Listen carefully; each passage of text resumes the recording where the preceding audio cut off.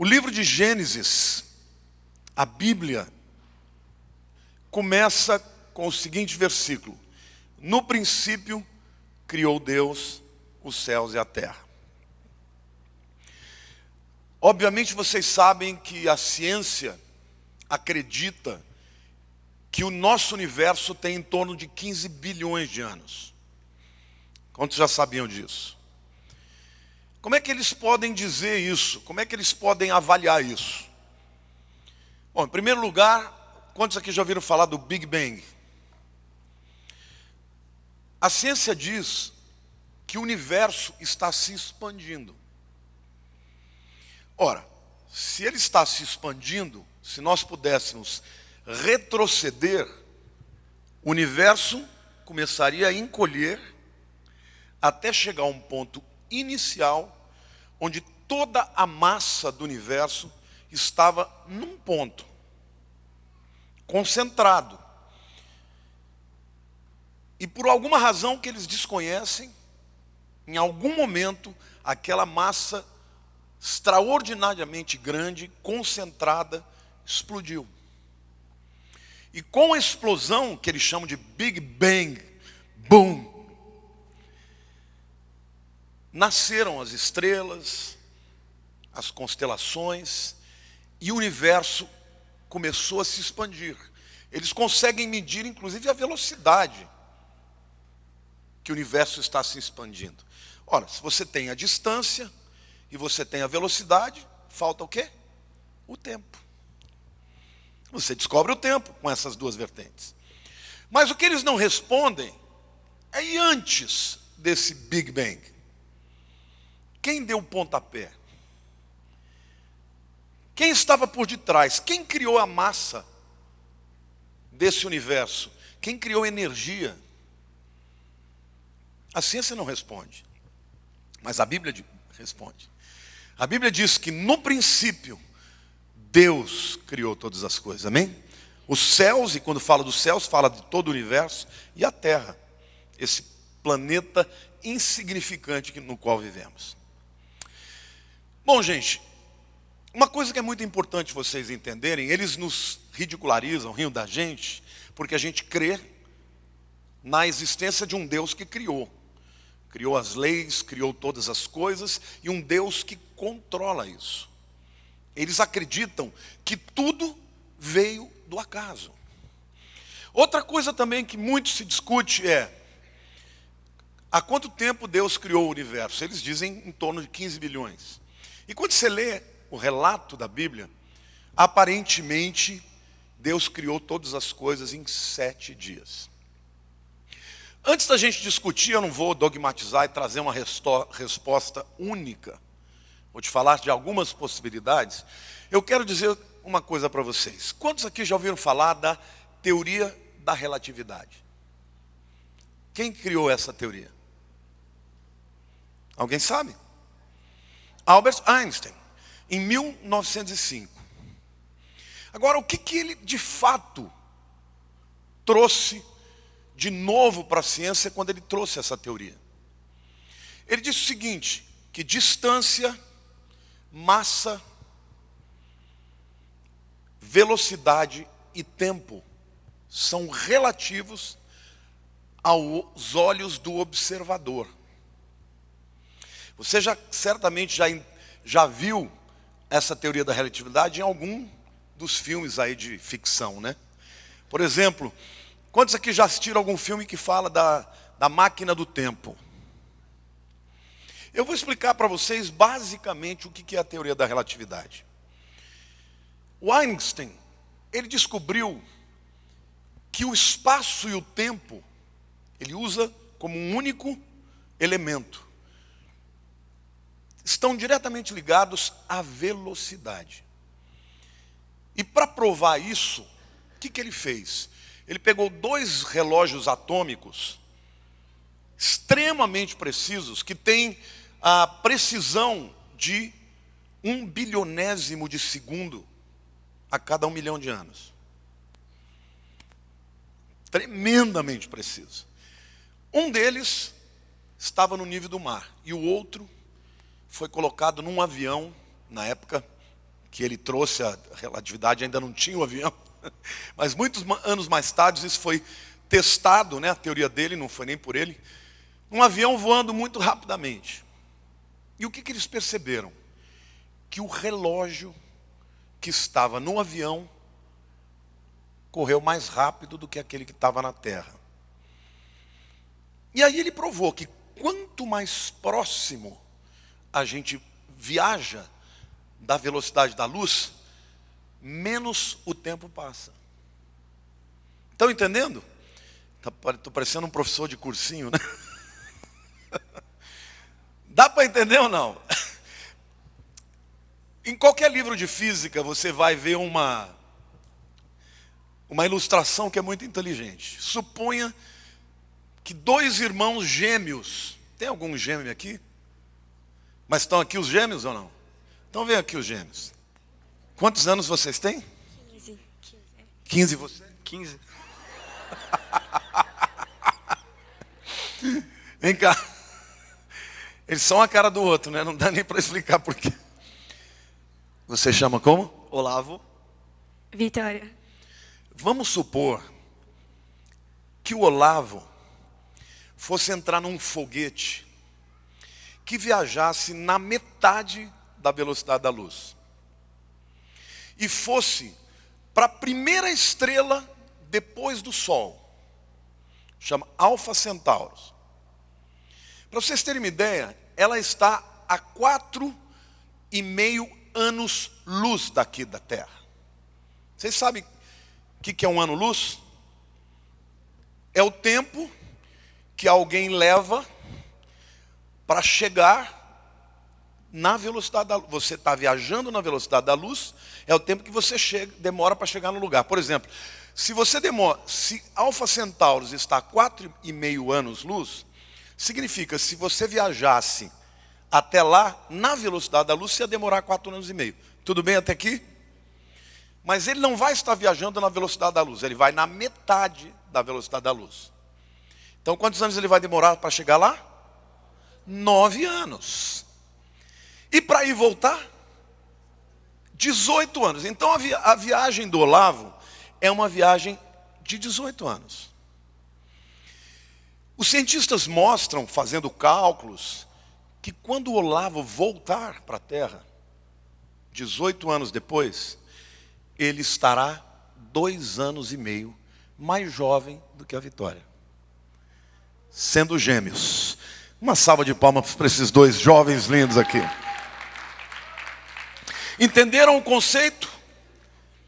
Mas pastor, o que você está dizendo? O que isso tem a ver com a criação, com os 7 dias da criação? Há um cientista que ele diz o seguinte, que dentro da visão temporal de quem está aqui na Terra, o mundo pode ter sido criado e o universo está de fato expandindo há bilhões de anos. Mas sob a ótica de Deus, atemporal, 7 dias. Entenderam ou não? Por quê? Porque o tempo é relativo à velocidade de quem viaja. E ele diz literalmente, obviamente ele é um cientista cristão, que ele nas contas dele, 6 dias dos anos-luz dá os bilhões de anos da Terra. Então, essa é uma das teorias. Mas há uma outra teoria também. No princípio criou Deus os céus e a terra. No hebraico é Bereshit bara Elohim et hashamayim ve'et haaretz.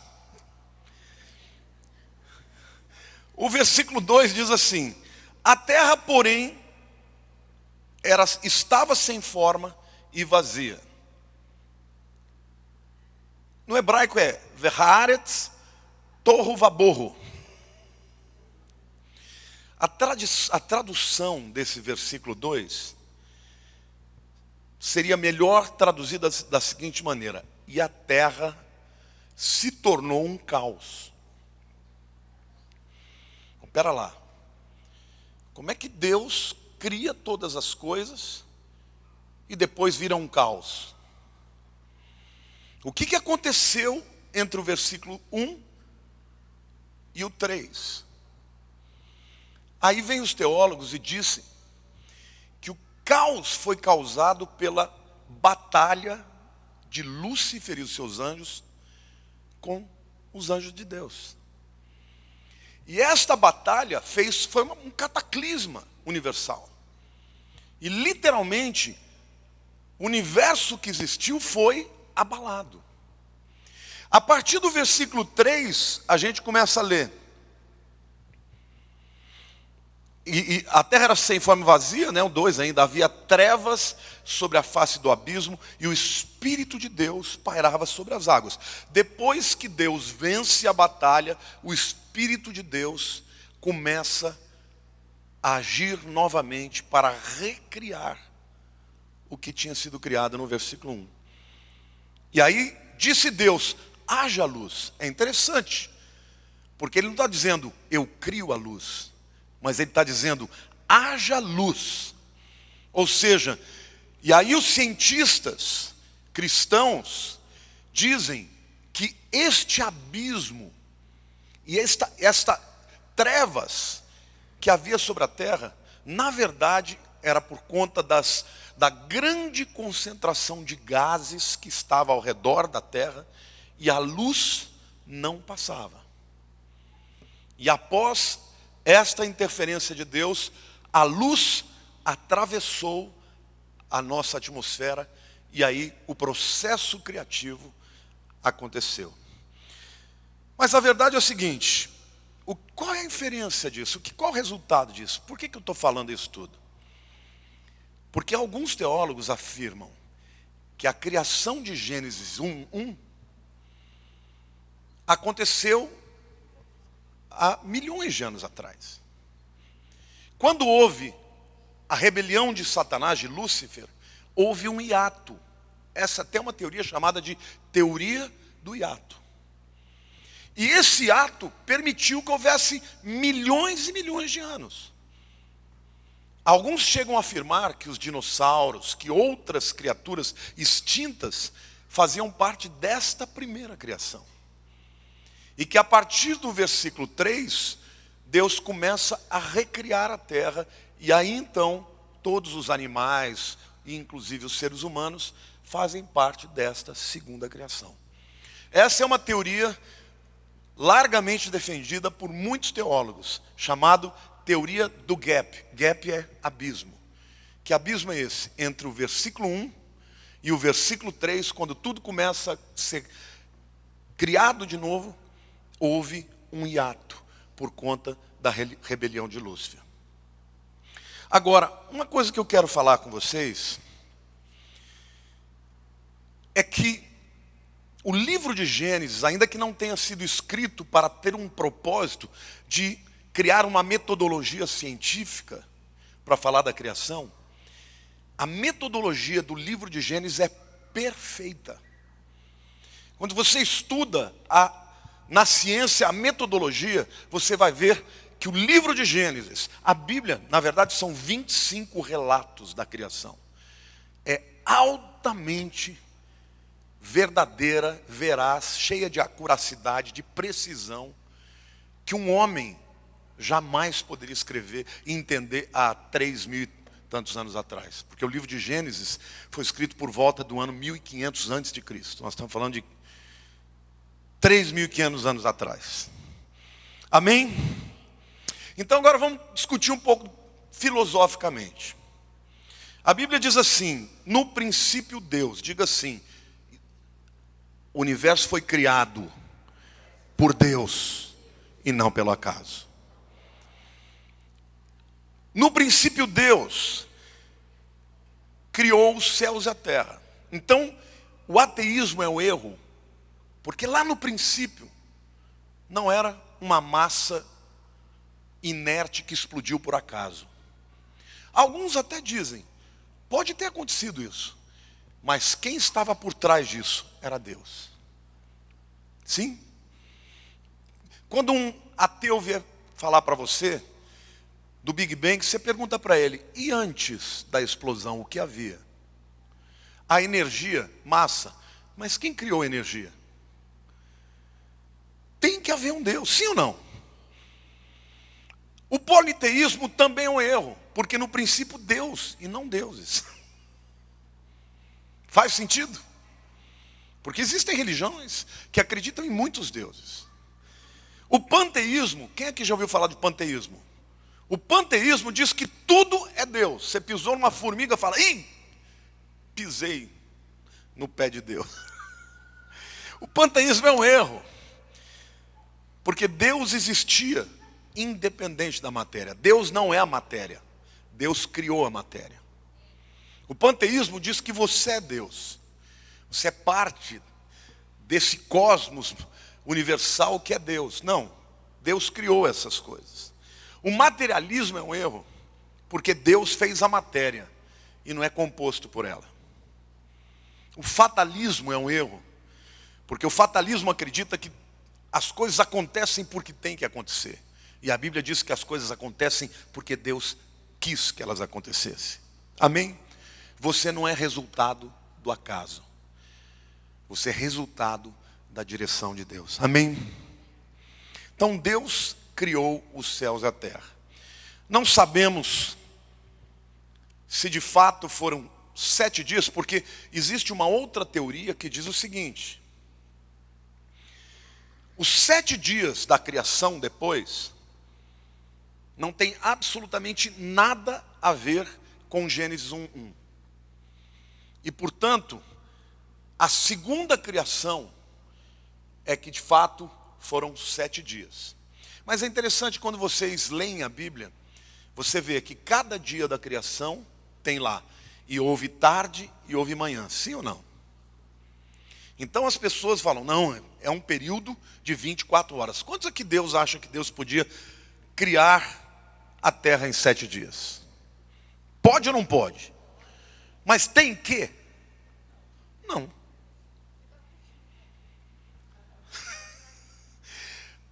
Quando você lê o texto bíblico, a palavra dia lá, yom, refere-se mesmo a 24 horas. Mas no final do período, quando o texto diz assim, e viu Deus que tudo o que criou era bom, e o texto no português está, quando criou os céus e a terra. Mas no hebraico é be-yom, no dia que criou os céus e a terra. Então, pera lá, agora ele está falando do período inteiro usando a palavra yom. Então, necessariamente, não tem que ser 24 horas. A palavra dia ali pode se referir a um período de tempo. Então ninguém vai perder a salvação se acreditar que a terra foi criada num período muito maior do que 7 dias. Mas Deus pode ter criado em 7? Sim ou não? Sim. Mas criou? Não sabemos. Há cristãos verdadeiros que creem que sim, e outros que não. E tanto aqueles que estão de um lado, quanto aqueles que estão de outro lado, são cristãos verdadeiros e muitos cientistas verdadeiros. Agora, o que você precisa entender é que quando a ciência chama uma teoria de teoria, é porque ela não foi comprovada. E uma das coisas que você precisa saber, que o evolucionismo é teoria. Porque o que diz o evolucionismo? Que Deus não criou nada, que todos os seres vivos vieram de um coacervado, um caldo químico. E por conta dos raios, por conta da eletricidade ali desferida, de repente os elementos químicos começaram a se ligar até que houvesse a formação do primeiro organismo vivo unicelular. Não é isso que vocês aprenderam? E a partir daí, a partir dos bilhões de anos, foi havendo evolução. Uma evolução aleatória que aconteceu por acaso. Agora, qual é a falha nessa teoria? Se houve evolução, não teria que estar evoluindo também? Você não teria que continuar tendo seres que estivessem evoluindo de uma espécie para outra e que você pudesse avaliar o código genético, o DNA e dizer, esse aqui é parte de réptil, parte de anfíbio. Sim ou não? Vocês já viram falar do elo perdido? O elo perdido é porque Darwin acreditava que algum dia ele fosse encontrar um fóssil ou um ser vivo que quando analisasse aquele ser vivo, ele fosse um elo entre duas espécies. Então, meu querido, nunca foi encontrado. E eu te digo mais, nunca será encontrado. Porque a Bíblia diz que Deus criou cada um dos seres segundo a sua espécie. Há um cientista chamado Richard Dawkins, quando já ouviram falar dele? Esse é o considerado o maior ateu, o cara que mais defende o ateísmo. Um dia ele estava na BBC de Londres e ele começou a tirar sarro nos crentes. Esses crentes são tudo ignorantes. Se você perguntar para eles, eles não sabem nem o nome dos evangelhos. Dos evangelhos, Mateus, Marcos, Lucas e João. Aí o entrevistador virou para ele e falou assim, o Dawkins, Dr. Dawkins, me fala uma coisa. Qual é o livro que mudou a sua vida, que lhe fez ser efetivamente ateísta? Ele falou, A Origem da Espécie de Charles Darwin. Ah, é mesmo? O senhor foi transformado por causa desse livro? Fui transformado por causa desse livro. Aí o cara falou assim, mas o nome desse livro é um nome bem comprido, né? Tem outras coisas. O senhor podia me dizer qual é o nome dele? Aí ele falou assim, realmente é um nome comprido. E começou a origem das espécies, tinha tirado o sarro nos crentes que não sabiam o nome do livro, dos 4 livros do Novo Testamento. Aí ele começou, oh my God, qual é o nome? Oh meu Deus. Vocês vejam como Deus é soberano? Deus é tão soberano que o camarada que diz ser ateu, ele quando vai recitar o nome do livro que o fez ser ateu, ele clama o nome de Deus. Isso está gravado. Então, não se envergonhe. Não existe prova científica alguma de que haja evolução. Você não tem ninguém que continua em processo de evolução. Simplesmente porque a Bíblia diz que Deus criou cada um segundo a sua espécie. Amém? Glória a Deus.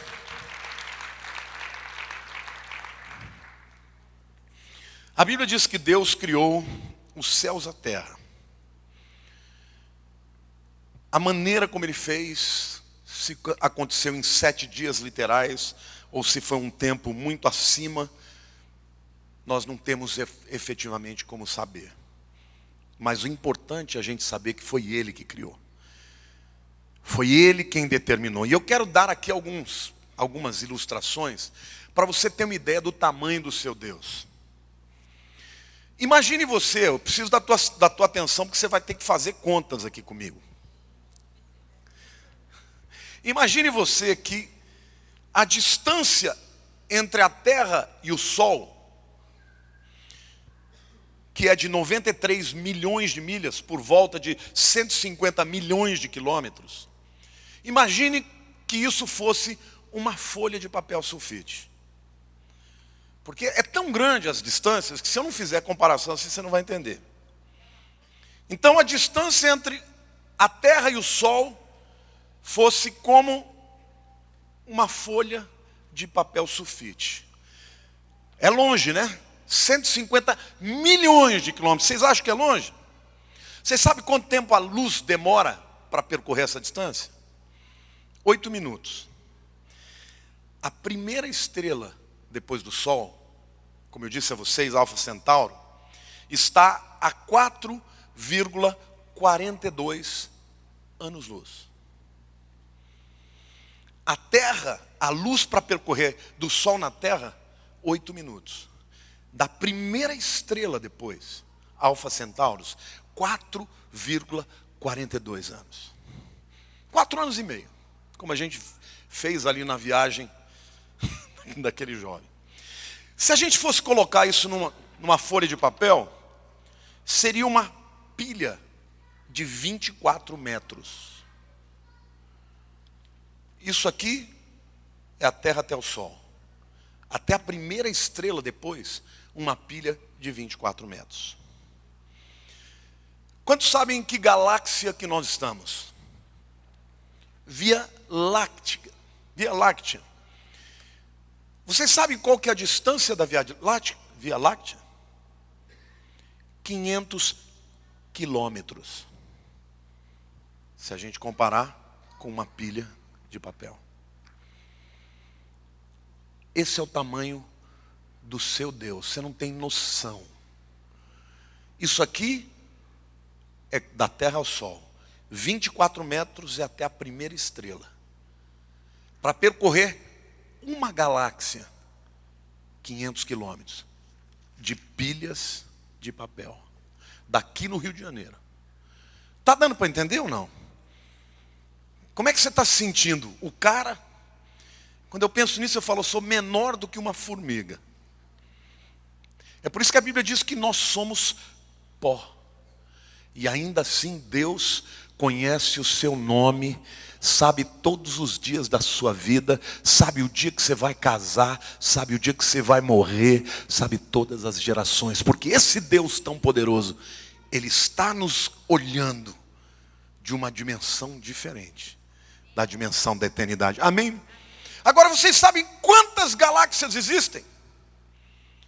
Em 1980, os cientistas diziam que tinham 1 bilhão de galáxias. Sabe quanto eles dizem hoje? 100 bilhões de galáxias. Não dá nem para pensar, né? A nossa galáxia seria aquela pilha de 500 quilômetros. Uma galáxia. E 100 bilhões de galáxias. E eles calculam que, em média, cada galáxia tem 100 bilhões de estrelas. Olha para a pessoa do teu lado e fala, não dá nem para imaginar o que esse pastor está falando.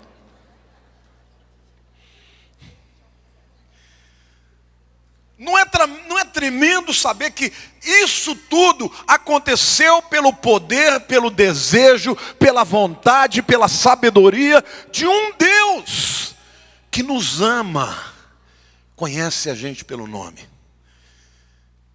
Isso os cientistas não conseguem explicar. Sabe, gente, 100 bilhões de estrelas só na Via Láctea, que é a nossa galáxia. Agora, entre as muitas estrelas que existem, você sabia que o nosso Sol é uma estrela de dimensão média? Média em quê? Média em tamanho, o Sol não é das maiores estrelas, em temperatura, em brilho. Eu vou dar uma perspectiva aqui para vocês. Rigel, uma estrela conhecida pelos cientistas, é 15 mil vezes mais brilhante que o Sol. E proporcionalmente mais quente. Antares, que é uma estrela de primeira grandeza, é 36 milhões de vezes maior do que o Sol. Eu vou dar alguns dados para vocês. Quantos aqui sabem que o Sol é incrivelmente quente? Sim ou não? Eu vou dizer para vocês o quanto quente é. Você sabe que tipo de energia que existe no Sol? É energia de fusão atômica. Quem já ouviu falar de fusão atômica? O Sol, basicamente, a energia do Sol é porque os átomos de hidrogênio, eles vibram com uma velocidade extraordinária e eles se chocam. E quando hidrogênio se funde a hidrogênio, cria-se o hélio. O elemento hélio. Na sua tabela periódica, que número que é atômico? 2. Hidrogênio é 1. Aula de cursinho para os meus queridos. Quem vai fazer vestibular esse ano? Se alguém perguntar para você o que é a palavra, por que hélio? Porque a palavra hélio é sol no grego. Bom, vocês querem saber o quanto de energia tem o sol, gente? Quem aqui tem uma caneta Bic? A ponta da caneta Bic é pequenininha, né? Se você pegar a energia contida nesse espaço, na ponta da cabeça da caneta Bic, em Manaus, São Paulo seria incinerada instantaneamente. Entenderam ou não? Porque você recebe a luz do sol, você fica se banhando e fala, ai, eu quero pegar um bronze. Se nós pudéssemos pegar a energia contida num espaço do sol do tamanho da ponta dessa caneta, do sol, e aproximássemos de nós lá em Manaus, a cidade de São Paulo seria incinerada.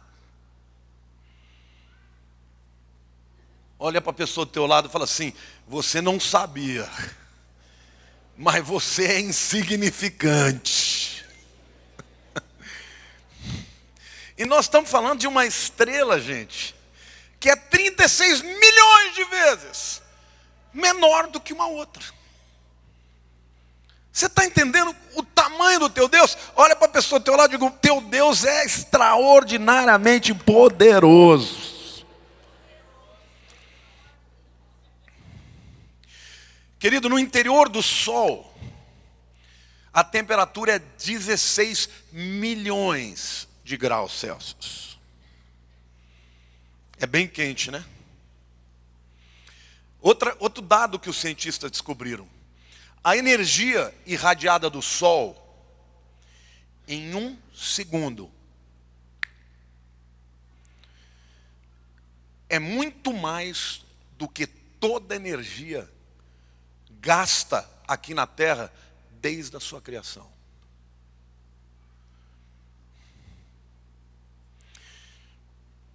Você quer saber o tamanho do seu universo? Como é que a gente mede as coisas? Metro, jardas, tem várias medidas, né? Quem aqui tem mais de 1,80 m? Vocês são altos, para mim vocês são altos. Quem aqui tem menos de 1,70 m? Para mim vocês são baixos. Tudo é relativo, né? Relativo para quem olha. Mas eu quero que você saiba que a medida da distância das galáxias se dá em quiloparsec. Quem vai sair daqui vai sair bom para fazer vestibular de física. Quiloparsec. Bom, quilo vocês sabem que vale o quê? Quando você vê alguma coisa, K, alguma coisa. O K vale pelo quê? 1000. E parsec, o que é parsec? É a distância de 3,6 anos-luz. Então, como é que se mede uma galáxia? Se mede em 1000 vezes 3,26 anos-luz. A Via Láctea, queridos, a Via Láctea tem 3 quiloparsecs. Isso significa que a luz demora 9.780 anos para atravessar a Via Láctea. Uma das 100 bilhões de galáxias. Dá para entender que nós somos nada? A luz, que é a coisa mais rápida que a gente conhece, demora 9.780 anos para cruzar uma galáxia. Em outras palavras, quando você vê uma estrela, é bem provável que ela já deixou de existir. O que você está vendo é só o brilho dela que está chegando aqui, muito depois. Olha o que diz o Salmo 147. Conta o número das estrelas, chamando-as todas pelo seu nome. Grande é o Senhor nosso e muito poderoso. O seu entendimento não se pode medir. Salmo 46, versículo 10 diz assim: aquietai-vos e sabei que eu sou Deus. Sou exaltado entre as nações e sou exaltado na terra. Esse é o Deus que você confia. Você acha que Ele não pode resolver os seus problemas? Você está com medo do futuro? Ai Deus, será que eu vou encontrar aquela menina legal para casar comigo? Querido, você vai cruzar com ela quando você menos esperar.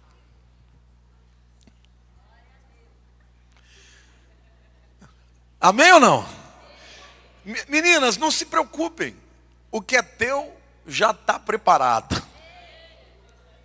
Salmo 124, versículo 8 diz assim: o nosso socorro está em nome do Senhor, Criador dos céus e da terra. Amém? Querem um pouquinho mais de ciência? Você já imaginou se o Sol fosse maior? Se a massa do Sol fosse maior, a luminosidade seria maior. O que aconteceria com a Terra, com a vida? Nada, morria todo mundo.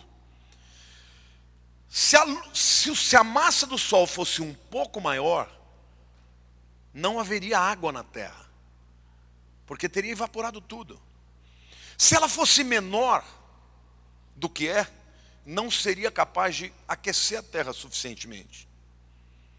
E assim também não haveria vida, não haveria fotossíntese. Lá em Salmo 74, versos 16 e 17, a Bíblia diz assim: teu é o dia, tua também a noite. A luz e o sol, tu os formaste. Fixaste os confins da terra, verão e inverno. Tu os fizeste. Se a terra tivesse mais distante, o planeta seria frio demais e prejudicaria o ciclo da água. Se fosse perto demais, toda a água do planeta evaporaria. E quantos de vocês sabem que o seu sol tem cor?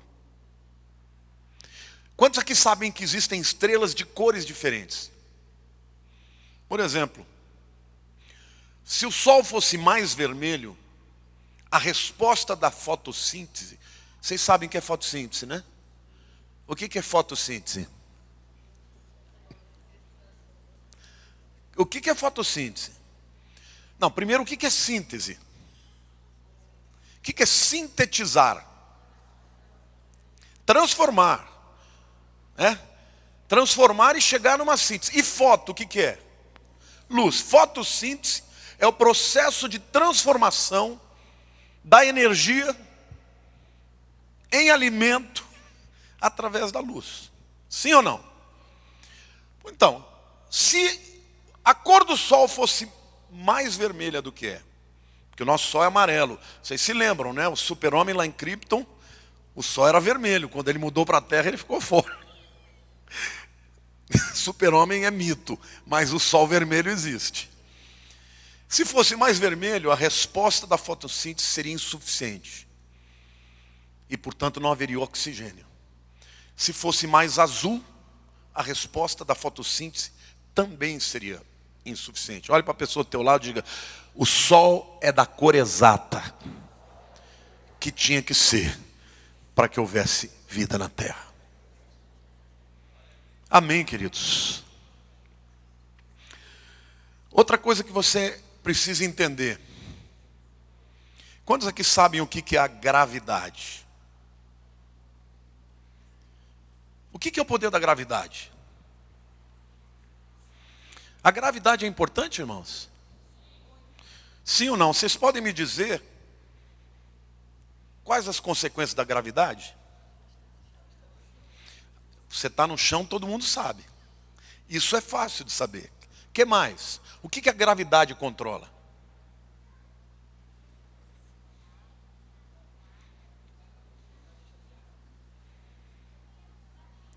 Por que os gases, o oxigênio, não escapa da Terra? Por causa da gravidade, sim ou não? Agora, por que um balão sobe? Porque ele é menos pesado, o gás hélio que está dentro dele é menos pesado que o oxigênio. Por isso ele sobe. Agora, o que segura o oxigênio na Terra? A gravidade. O que segura a camada de ozônio na Terra? Você sabia que tem ozônio? O que é o ozônio? Qual é a fórmula do oxigênio? O2. E o ozônio? O3. Qual é mais pesado, o oxigênio ou o ozônio? Qual? Oxigênio é mais pesado? Como que um pode ter 3 e ser mais leve?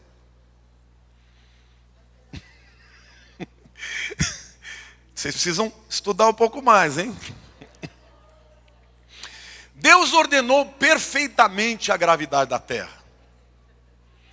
Se a gravidade fosse maior, querido, reteria mais amônia e metano,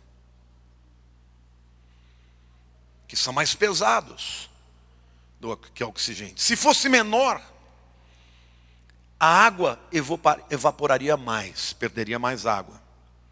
Quantos aqui sabem que em volta da Terra existem algumas massas de gases que se colocam em distâncias diferentes? Por exemplo, alguém já ouviu falar da troposfera? Troposfera é a esfera que vai desde a Terra até 13 quilômetros de altura. É onde os aviões de cruzeiro voam. Debaixo da troposfera você tem o oxigênio, você tem os ventos.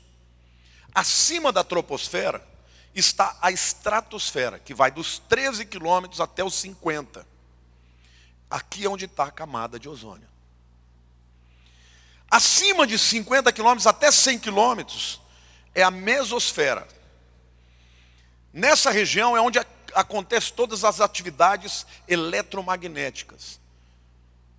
Vocês já ouviram falar que a Terra tem magnetismo a partir do seu centro? Porque o magma da Terra é ferro.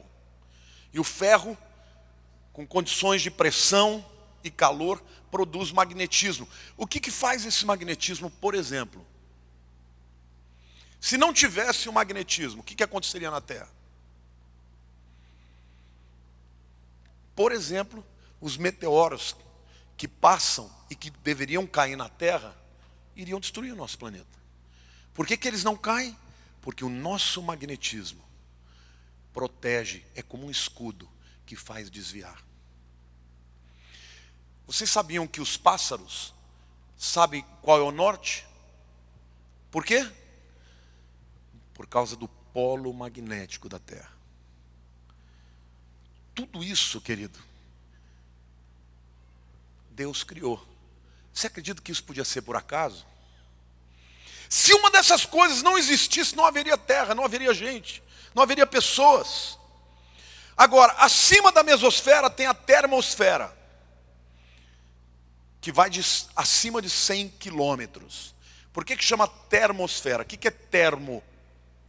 No grego essa é uma palavra que significa calor. Sabe qual é a temperatura lá? 1000 graus.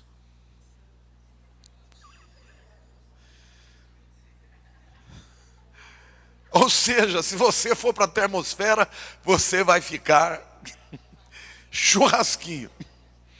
Querem mais, gente? O que esse Deus fez? Você sabia que a Terra tem inclinação em relação ao Sol? Sim ou não? Se a Terra tivesse 1 grau de inclinação diferente, se fosse maior, as diferenças de temperatura seriam muito maiores. Por exemplo, eu vou dar um outro exemplo para vocês. Nos trópicos, né? Como é que é a diferença de temperatura de inverno e verão? Grande ou pequena? Pequena. Você vai para um país tropical, né? O inverno é calor. E o verão é calor também. O pessoal que mora em Palmas diz que lá tem o calor e o muito calor. Porque no inverno lá é 35, no calor é 45. Mas se você for, por exemplo, quanto mais longe do Equador, as diferenças de temperatura são maiores. Por causa disso. Por causa do grau que o Sol incide sobre a Terra. Então, se houvesse 1 grau de diferença, querido, sabe o que ia acontecer? Nós íamos viver num planeta onde os ventos que ocorrem por causa de pressão e calor, eles não iam ser. Hoje, nos Estados Unidos, por exemplo, os furacões são medidos por categoria, né? Tem o Tropical Storm, que é tempestade tropical, quando é abaixo de 100 km por hora o vento. Acima de 100 km já começa furacão categoria 1. Para vocês terem uma ideia, o furacão categoria 5 são ventos de 300 km por hora. Não para nada. Se a Terra tivesse 1 grau de diferença, nós teríamos aqui ventos constantes, acima de 500 km por hora. A diferença de temperatura da madrugada e do dia seria extraordinariamente grande, impossibilitando colheitas, impossibilitando a vida. Diga para a pessoa do teu lado, Deus pensou em tudo. Deus ordenou perfeitamente o tempo de rotação da Terra. Quantos aqui sabem que a Terra gira em torno de si mesma? Como é que chama isso? Movimento de... E o outro, movimento em torno do Sol? Translação, rotação e translação. Quanto tempo a Terra demora para girar em torno de si mesma? Quanto? 24 horas, que é o quanto? 1 dia. O que aconteceria se a Terra girasse mais rápido?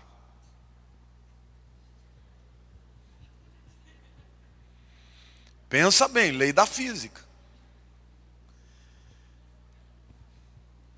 Quando você faz um movimento assim, como é que chama essa força? Hã? 100? Todo mundo fala 100. 100. É centrífuga ou centrípeda?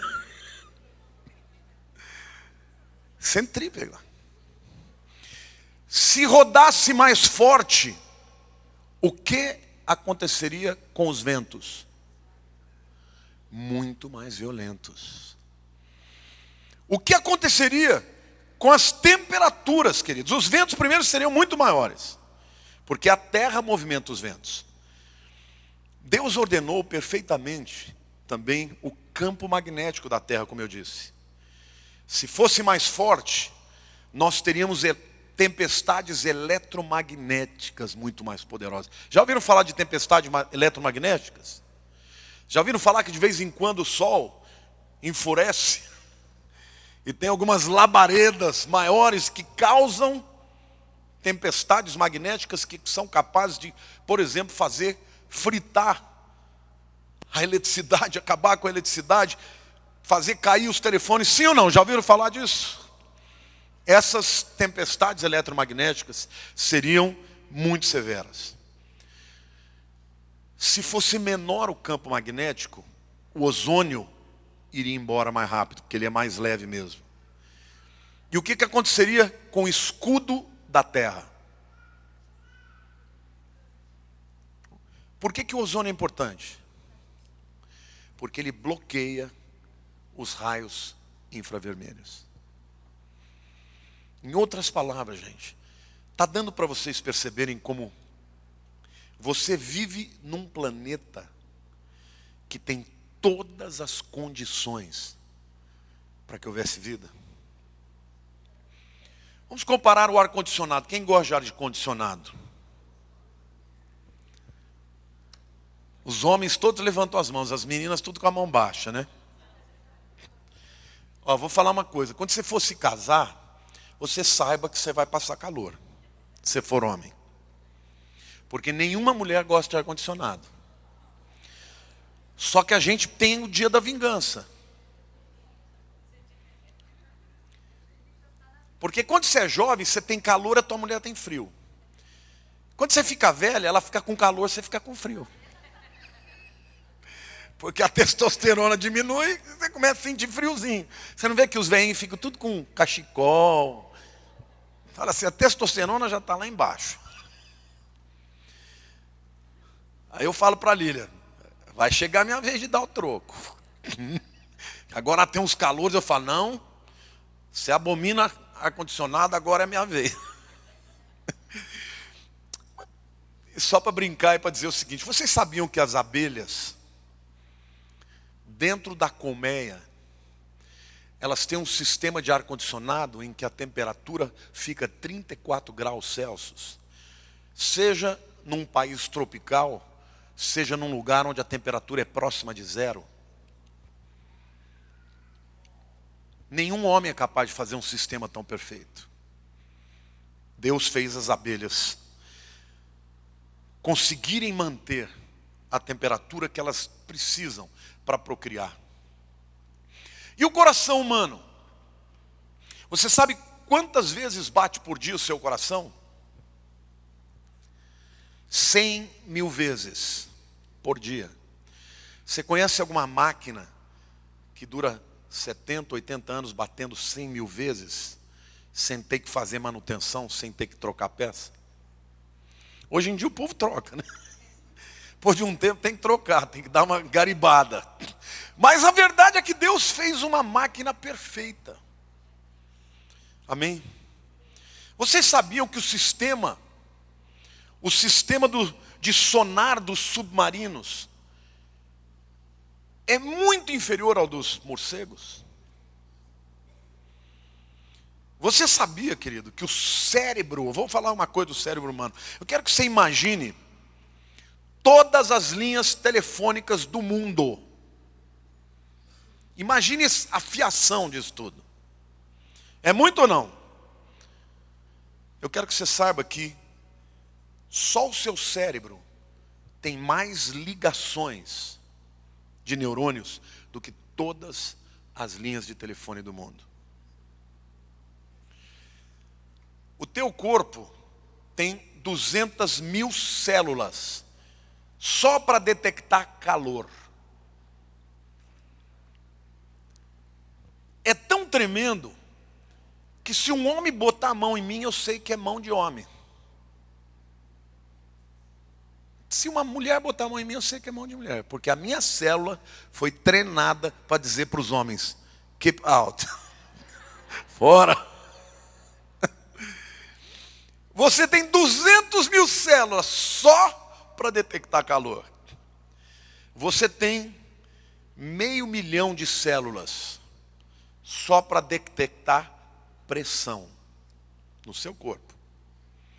Você tem de 3 a 4 milhões de células só para detectar dor. Quantos aqui nunca sentiram dor na vida? É bom ter dor? E se a pessoa não tiver dor? Muita dor é ruim, mas e se não tiver dor nenhuma? Você põe a mão no fogão aceso, tua mão é fritada e você não percebe. Tudo isso foi Deus que fez para fazer de você um ser incomparável. Sabe, gente? Deus criou todas as coisas. A grandeza do nosso Criador é incomparável. Dá para a gente ficar aqui falando a vida inteira. Teria muita coisa para falar que a Bíblia diz e que a Bíblia descobriu muito antes dos cientistas. Por exemplo, Jó 38, versículo 16. Jó diz assim: acaso entraste nos mananciais ou fontes do mar, ou percorreste o mais profundo abismo? Você sabia que no fundo do oceano existem correntes tóxicas que saem da profundidade e que proliferam e que permitem que bactérias se desenvolvam, que organismos se desenvolvam, que servem inclusive para alimento dos peixes? Isso os cientistas foram descobrir no século XX. Jó, 1500 anos de Cristo, já sabia disso. ornitologia. O que é ornitologia? Aquela primeira descoberta é da oceanografia. Essa aqui é o estudo dos pássaros. Olha o que Jó, 1500 anos antes de Cristo, já falava lá em 39, 26 a 30. Ou é pela tua inteligência que voa o falcão, estendendo as suas asas para o sul? Ou é pelo teu mandato que se remonta a águia e faz alto o seu ninho? Habita no penhasco, onde faz a sua morada, sobre o cimo do penhasco em lugar seguro. Dali descobre a presa, seus olhos a avistam de longe, seus filhos chupam sangue onde há mortos, ele aí está. Jó já tinha percebido, pela direção do Espírito, que as aves migram para o sul e para o norte, por direção de Deus. Amém? Hidrologia, quem sabe o que é hidrologia? É o estudo dos movimentos, do ciclo da água. Por exemplo, você já percebeu, todos os rios correm para onde? Para onde? Para o mar. São 136 milhões de milhas cúbicas. Por que o mar não enche? Alguém pode me dizer por que o mar não transborda, não enche? Hã? Por quê? Evapora. Como é que chama esse jovem aqui? Rafael. Rafael vai passar na faculdade. Chega inteligente. Evaporação. Os cientistas demoraram muito para descobrir isso. Mas a água circula, viu, gente? Dos oceanos para o ar para a chuva para os rios e os rios para o mar. Olha o que diz Eclesiastes 1:7. Todos os rios correm para o mar e o mar não se enche. Ao lugar para onde correm os rios, para lá tornam eles a correr. Ou seja, todos os rios vão para o mar e o mar não se enche, porque Deus criou o processo de evaporação. Tudo isso é perfeito, gente. O que eu quero concluir aqui? Você foi criado por Deus como um ser único. Nunca houve e nunca vai haver alguém igual a você. Você pode até ter dois gêmeos univitelinos, que do ponto de vista do DNA são idênticos. Mesma impressão digital, não é? Se fizer o DNA deles é igualzinho, mas são duas pessoas diferentes, com personalidades diferentes, com desejos diferentes, porque Deus fez cada um de nós. Você não é produto do acaso. Você foi criado por um Deus que te ama, que sustenta o universo na palma das suas mãos. E Ele sabe todos os dias da sua vida. Por isso que você deve entregar a vida para Ele, confiar nele.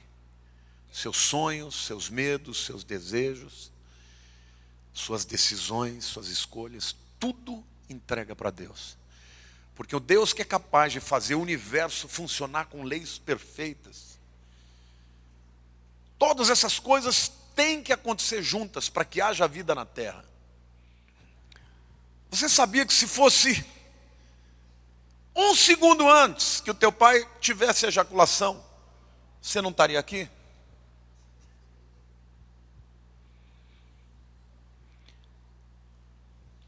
Todas as coisas são dirigidas por Deus.